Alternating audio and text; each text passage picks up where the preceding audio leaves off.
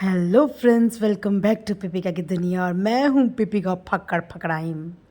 Good news तो मिल ही गई होगी। थैंक यू आप सबकी दुआओं की वजह से मेरी जनाब सोनी टीवी पे आ रहे हैं। खुश तो बहुत हूँ मैं आज। Thank you. बस मैडम जी, बस अब मेरी बारी। सो दोस्तों, खबर तो आप लोगों को मिल ही गई होगी। इतने टाइम से वैसे एजम्पशन बहुत लगाए जा रहे थे। एज्यूम किया, सब लोग श्योर थे कि जनाब आखिर जा किस शो में रहे हैं। तो आखिर फाइनली जनाब के शो के प्रोमोज आउट हो गए हैं और प्रोमोज हमें देखने को मिल गए हैं। तो अब ये फाइनल है कि जनाब चल दिए हैं झलक दिखलाजा के सेट पे। चलो, बहुत टाइम के बाद जनाब को किसी अच्छे चैनल पे काम करते हुए देखने को मिलेगा और साथ ही साथ बहुत समय के बाद इन्हें एक डांसिंग रियलिटी शो में भी पार्टिसिपेट करते हुए देखा जाए, क्योंकि इससे पहले भी जनाब और मैडम एक डांसिंग रियलिटी शो का हिस्सा रह चुके हैं और काफ़ी अच्छा परफॉर्म इन्होंने वहाँ पे किया था। सो डांस में तो जनाब ठीक हैं, पर यह है कि काफ़ी वक्त इन्हें हो गया है। अब पता नहीं इनकी बॉडी में अब वो लचक है या नहीं, अब वो एनर्जी लेवल है या नहीं। बट उस टाइम एनर्जी लेवल काफ़ी अच्छा था एंड आई थिंक उस चीज़ को भी कम से कम 8-9 साल तो हो गए होंगे, अगर मैं गलत नहीं हूँ तो डेफिनेटली मैडम के लिए तो आज दिवाली से कम नहीं होगा, क्योंकि बहुत टाइम के बाद कोई अच्छा प्रोजेक्ट मिलना वो अपने आप में एक अचीवमेंट होती है, वो भी एक लंबे चौड़े ब्रेक के बाद। क्योंकि एक वक्त ऐसा भी था जिस समय जनाब के पास लिटरली व्लॉग के अलावा कोई भी काम नहीं था। उस समय पे इन्होंने अपना एक प्रोडक्शन हाउस भी खोला था, जिसका अभी तक कुछ अता पता नहीं है। एक दो बार दर्शन ज़रूर कराए थे, लेकिन उसके बाद वो प्रोडक्शन हाउस कहाँ गया कहाँ नहीं गया कुछ आइडिया नहीं है। बट फिर उसके बाद छोटे छोटे प्रोजेक्ट्स, छोटे छोटे म्यूज़िक एल्बम्स उन्हें मिले। तो ठीक है, देखो, किसी के काम पे हम कभी भी पॉइंट आउट नहीं करेंगे, क्योंकि एक टाइम होता है, जैसे कि मैं बोलती हूँ ना कि हर चीज़ का एक वक्त होता है। इसीलिए कभी ये नहीं सोचना चाहिए कि आज हमारे को सब कुछ मिल गया तो हम लेज़ी हो जाएं, क्योंकि वक्त बदलते हुए, टाइम बदलते हुए बिल्कुल भी पता नहीं चलता। इसीलिए जब आपके पास वक्त होता है, जब चीज़ें आपके दरवाजे पे खुद चल के आती है ना, तो उन चीज़ों को एक्सेप्ट करो खुली बाहों के साथ। उस समय अगर आप अपना प्राउड और अब अपना एटीट्यूड दिखाओगे तो वो चीज़ें आपके हाथ से निकल जाएंगी और बाद में आप सिर्फ खाली के खाली रह जाओगे। वैसे जैसे ही जनाब ने शो के लिए हाँ बोला ना, मेरे दिमाग में अचानक से एक बात खटकी।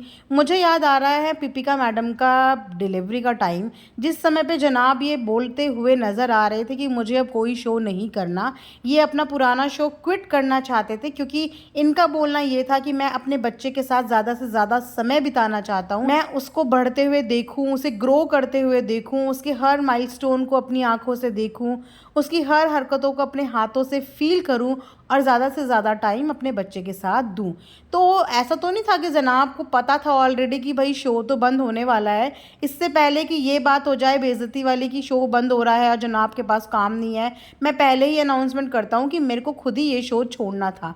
ये तो जनाब जाने और जनाब की स्ट्रैटेजी जाने कि इसके पीछे का रीज़न क्या था।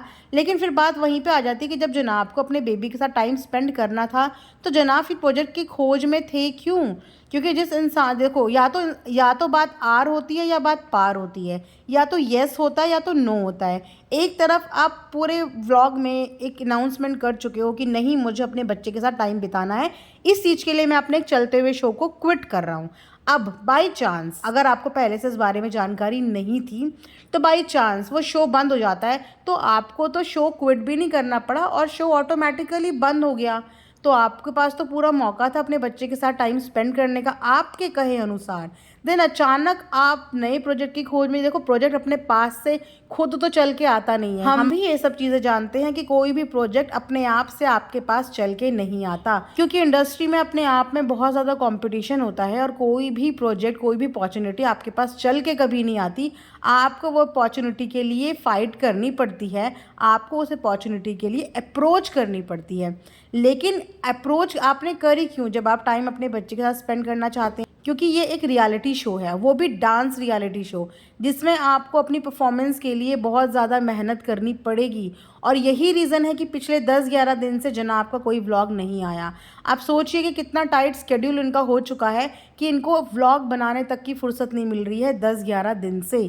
तो इतने टाइट स्केड्यूल में आपको लगता है कि अभी अपने बच्चे को टाइम दे पाएंगे? क्योंकि बड़ी बड़ी बातें तो इन्होंने ही कही थी। तभी कहते हैं कि बात और ज़ुबान सिर्फ उतनी खोलो जितनी आप निभा सको या जितना आप कर सको। किसने कहा था कि इतने बड़े बड़े बोल बोलो? किसने कहा था कि अपने आप को ये प्रूव करो कि मैं तो दुनिया का एक ऐसा पिता हूँ जो अपने बेबी के साथ टाइम स्पेंड करने के लिए दुनिया की हर चीज़ को सेक्रीफाइस कर सकता हूँ, जैसे इनकी मम्मी ने करा, यानी कि जैसे हमारी पिपिका मैडम ने किया है।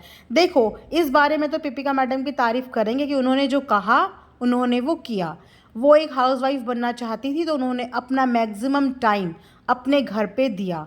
उन्होंने मे बी मैक्सिमम प्रोजेक्ट्स ठुकराए होंगे या उन्हें नहीं भी मिले होंगे, बट उन्होंने अप्रोच भी नहीं की, उन्होंने कोशिश भी नहीं की। तो ये कह सकते हैं कि पिपिका मैडम ने सैक्रिफाइस किया अपनी पूरी फैमिली के लिए। बेबी तो उनकी लाइफ में अभी आया है, लेकिन इससे पहले वो अपनी पूरी फैमिली के लिए ऑलरेडी अपने करियर के साथ सैक्रिफाइस कर चुकी थी।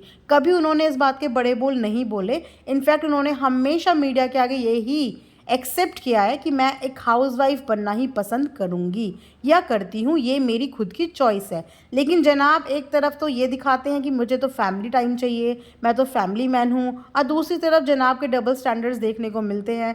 तो यहाँ पे थोड़ा चीज़ें कॉम्प्लिकेटेड हो जाती हैं, तो उस पर नज़र मारनी भी ज़रूरी है।